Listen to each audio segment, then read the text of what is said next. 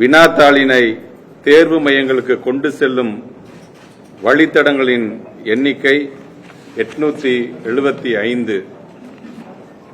விடைத்தாள் சேகரிப்பு மையங்களின் எண்ணிக்கை 101. விடைத்தாள் திருத்தும் மையங்களின் எண்ணிக்கை 83. பறக்கும் படை உறுப்பினர்களின் எண்ணிக்கை 3200. ஸ்டாண்டிங் ஸ்குவாட் அந்த உறுப்பினர்களுடைய எண்ணிக்கை 1135.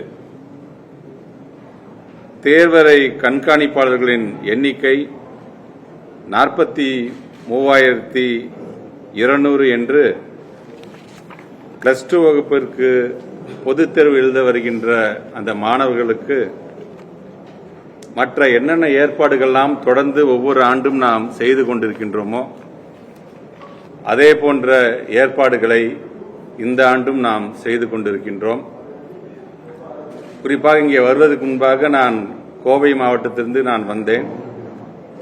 கோவை மாவட்டத்தில் இருக்கின்ற ஒரு மேல்நிலை பள்ளியில் எக்ஸாம் சென்டர் அது எப்படி இருக்கின்றது என்பதற்காக அதை நேரடியாக சென்று அதை பார்வையிட்டு அங்கே இருக்கின்ற நம்முடைய டீச்சர்ஸ், அங்கே இருக்கின்ற கண்ட்ரோல் ரூம் எப்படி இருக்கின்றது, அங்கே இருக்கின்ற கழிவறைகள் எப்படி இருக்கின்றது, ஆக ஒவ்வொரு வகுப்பறைக்கும் வெளியிலும் மாணவர்களுக்கு தேவையான அந்த குடிநீர் வசதி ஏற்படுவதற்கு அவர்கள் என்ன நிலையில் இருக்கிறார்கள், லோக்கல் இருக்கின்ற ஒவ்வொரு டிஸ்ட்ரிக்ட் கலெக்டர்ஸ் மூலமாக அங்கே பல்வேறு துறைகளை ஒன்றிணைத்து ஆலோசனை கூட்டங்கள் நடத்தி டிரான்ஸ்போர்ட்னு வரும்பொழுது அந்த பஸ் எல்லாம் எப்படி ப்ராப்பராக வரணும், அதே மாதிரி இபி என்று வரும்பொழுது தடையில்லாமல் எப்படி அந்த மின்சாரம் வழங்கப்பட வேண்டும், இப்படி நம்முடைய தேர்வு சார்ந்து என்னென்னலாம் நம்முடைய மாணவ செல்வங்களுக்கு நாம் ஏற்படுத்தி தர வேண்டுமோ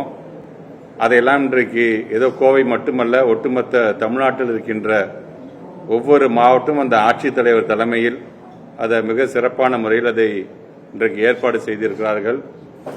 ஒட்டுமொத்தமாக இவை அனைத்தையும் கண்காணிக்கின்ற அந்த பொறுப்பில் எங்களது பிரின்சிபல் செக்ரட்டரி சாரும் இருக்கிறார், டிஜிஇ சாரும் இருக்கின்றார்.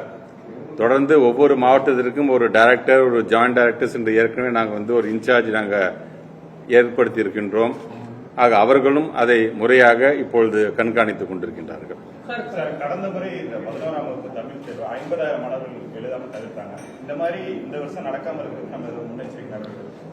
பொதுவாக உங்களுக்கே தெரியும், கடந்த முறை நம்முடைய எஜுகேஷன் சிஸ்டத்தை விட்டு பிள்ளைங்க போயிடக்கூடாது என்பதற்காக அவர்கள் ஒவ்வொருவரையும் யார் யாரெல்லாம் பள்ளிக்கூடத்துக்கே கொரோனா காலத்துக்கு பிறகு வராமல் இருந்தாலும் சரி, அனைவரும் இத்தனை ஆண்டு காலம் நீங்க படிச்சுட்டீங்க, பொது தேர்வு என்று அந்த பயத்தோடு இருந்துவிடக்கூடாது என்பதற்காக ஒவ்வொருத்தரையும் நம்ம அழைச்சு அதற்கான அந்த ஹால் டிக்கெட்லாம் வழங்கினோம்.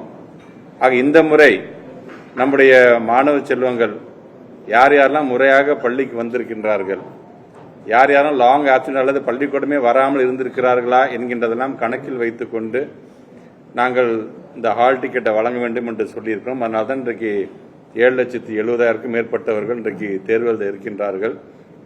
கொரோனா எஃபெக்ட்ங்கிறது இல்லாமல் படிப்படியாக இன்றைக்கு பள்ளிக்கூடத்தை நோக்கி இன்றைக்கு அனைவரும் வர தொடங்கி இருக்கிறார்கள்.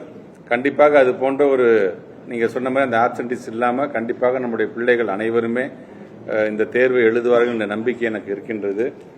நம்முடைய மாணவ செல்வங்கள் நீங்கள் இன்றைக்கு உன்னிப்பாக கவனிக்க வேண்டியது நம்முடைய மாண்புமிகு தமிழ்நாட்டு முதலமைச்சர் அவர்களுடைய நான் முதல்வன் அப்படிங்கிற திட்டம்.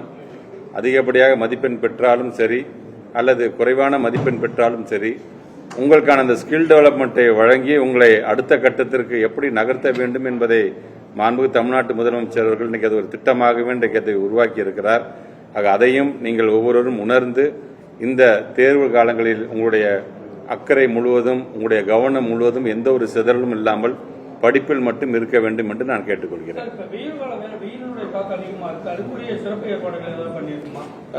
ஜென்ரலா இப்ப கிளாஸ் ரூம் உள்ளதான் நடக்குது, அதனால அதுக்கான இஷ்யூஸ் இல்லை. பட் சில இடங்கள்ல சப்போஸ் இந்த பேட்ச் வைஸா ஏதாச்சும் வர மாதிரி இருந்தா மட்டும்தான் நம்ம ஷாமியானாலும் போடுறது வழக்கம் நம்ம. இந்த முறை அதுக்கு தேவைப்படாது. தேவைப்படுகின்ற இடத்தில் கடந்த முறை என்ன செய்தோமோ அது இந்த முறையும் நாங்கள் செய்வோம்.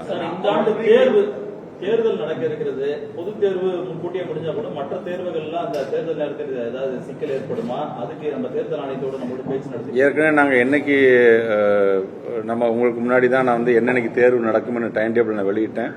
டைம் டேபிள் வெளியிட்ட அடுத்த நிமிஷமே நம்முடைய தேர்தல் ஆணையத்தை சார்ந்தவங்க எங்களுடைய ஆபீசர்ஸ் மூலமாக அந்த டைம் டேபிள்லாம் வாங்கிக்கிட்டாங்க. அதை வாங்கி கொண்டு அதற்கு பிறகுதான் அவங்க வந்து தேர்வுக்கு அவங்களுடைய தேர்தலுக்கான அந்த தேதியவே அறிவிக்க போவதாகவும் சொல்லியிருக்கிறார்கள். கண்டிப்பாக அதுக்கான அந்த கிளாஷஸ் வராதுன்னு நாங்கள் நினைக்கிறோம். மாணவர்கள் எண்ணிக்கை படிப்படியாக குறைஞ்சிட்டு இருக்கு, தேர்வு விகிதத்திலேயே தேர்ச்சி விகிதத்திலே குறைஞ்சிருக்கு. இதுக்கு என்ன செய்யணும்? இல்லை, மாணவிகளுக்கு இன்றைக்கு நம்ம பல்வேறு திட்டங்களை நம்ம கொண்டு வந்திருக்கோம். புதுமை பெண் திட்டமுடைய எஃபெக்ட் இருக்கு. இப்போ இந்த ஆண்டதுலேருந்து நம்ம தமிழ் புதல்வன்கிற திட்டத்தை நம்ம கொண்டு வந்திருக்கின்றோம். மாணவர்களை பொறுத்த வரைக்கும் நிறைய ஸ்ட்ரீம்ஸ் எடுக்கிறாங்க.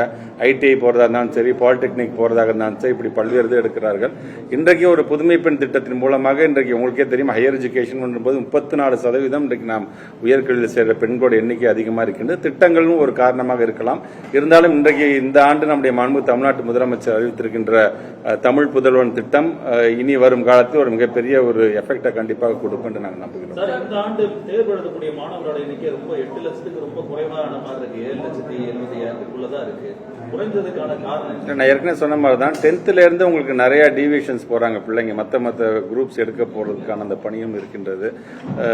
ஐடிஐ லெவலில் போறதா இருந்தாலும் சரி, அல்லது பாலிடெக்னிக் லெவலில் போறதாக இருந்தாலும் சரி, இதுவும் இருக்கின்றது. ஏன்னா உங்களுக்கே தெரியும், பாலிடெக்னிக் முடிச்ச கம்பெனி டைரக்டா இன்ஜினியரிங் காலேஜுக்கு எடுத்துக்கக்கூடிய அந்த ஒரு அறிவிப்பையும் முதலமைச்சர் ஹையர் எஜுகேஷன் பொறுத்த வரைக்கும் எடுத்திருக்கிறார்கள். ஸோ இது சார்ந்து கண்டிப்பாக அதனால தான் குறைந்திருக்குமே தவிர எங்க ஸ்ட்ரீம் அவுட் வெளியில போயிட்டாங்க அப்படின்னு நான் சொல்ல மாட்டேன். சார், இப்போ பார்த்தீங்கன்னா சமவேளைக்கு சமூகம் பெற்று ஒரு குழு போராடி அமைப்பாங்க. இப்போ மாணவர்களுக்கு தேர்வு இருக்கிற டைம்ல அவங்களுக்கு நீங்க ஏற்கனவே அழைப்பு கொடுத்துருக்கீங்க, திரும்பியும் போராட்டம் போடுறோம். அரசுடைய நிலைப்பாடு என்ன?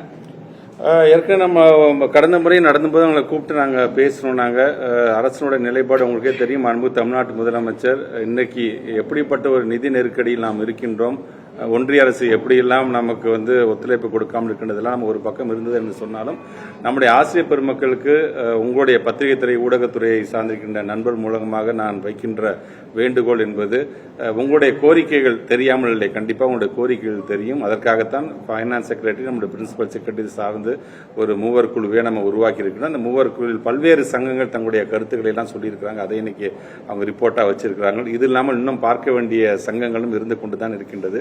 ஆக இதையெல்லாம் முழுமை பெற்ற பிறகு அதற்கான ரிப்போர்ட்டை மாண்பு தமிழ்நாட்டு முதலமைச்சரிடம் நாங்கள் வழங்குகிற போதுதான் அதை பற்றி எங்களுக்கும் தெரிய வரும். ஆக அது வரைக்கும் நம்முடைய டீச்சர்ஸ்க்கு நான் வைக்கிற வேண்டுகோள் என்பது, நம்முடைய மாணவர்களுடைய எதிர்காலத்தை மனதில் வைத்துக் கொண்டு, ஏன்னா இப்ப அவங்களுக்கும் அடுத்தது ஆனுவல் எக்ஸாம்ஸ்லாம் வரப்போகுது, அதனால உங்களுடைய ஒத்துழைப்பு என்பது மிக மிக அவசியமாக இருக்கின்றது. இந்த வேண்டுகோள் வைப்பதற்காக இவ்வளவு தூரம் ஆர்ப்பாட்டம் பண்ணீங்க, போராட்டம் பண்ணீங்க, அதை நாங்கள் கண்டுக்காம போறோம் என்பதற்காக அல்ல, முழுமையாக அதை உள்வாங்கி இருக்கின்றோம் என்கின்ற அந்த ஒரு எண்ணத்தில் தான் உரிமையோடு உங்களிடம் இந்த வேண்டுகோளை வைக்கின்றேன். தயவு செய்து இந்த போராட்டத்தை, ஆர்ப்பாட்டத்தை நீங்கள் கைவிட்டு விட்டு உங்களை நீங்களும் வருத்தி கொள்ளாமல், உங்களுடைய உணர்வுகளுக்கு என்றைக்குமே மதிப்பளிக்கக்கூடிய அரசாங்கமாக நம்முடைய அரசாங்கம் இருக்கும். இந்த சங்கங்கள், அனைத்து சங்கங்களையும் பார்த்த பிறகு அதற்கான முடிவை நம்முடைய மாண்பு தமிழ்நாட்டு முதலமைச்சர் அவர்களிடம் நாம் வழங்கும்.